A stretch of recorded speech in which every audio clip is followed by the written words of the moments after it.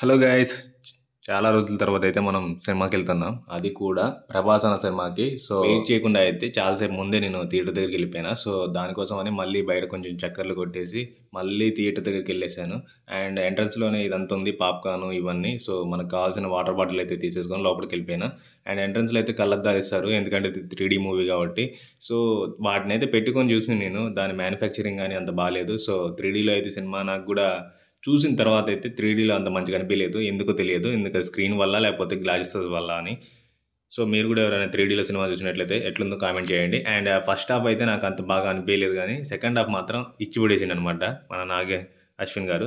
So, and ఈ సినిమాలో మనకు అమితాబ్ బచ్చన్ గారు ఉన్నారు గదా! అమితాబ్ బచ్చన్ గారే హీరోలా కనపడ్డారు నాకైతే 'ప్రభాస్' గారి కంటే. అండ్ రోల్ గూడా ఈయనకంటే ఆయనే ఎక్కువ కనపడతాడు. అండ్ ఎలివేషన్స్ గానీ, ఇంకా పవర్‌ఫుల్‌గా చూపెట్టడంలో గానీ ఆయనే ఉన్నారనమాట. సో, ఓవరాల్‌గా అయితే సినిమా చాలా సూపర్ బావుందనమాట.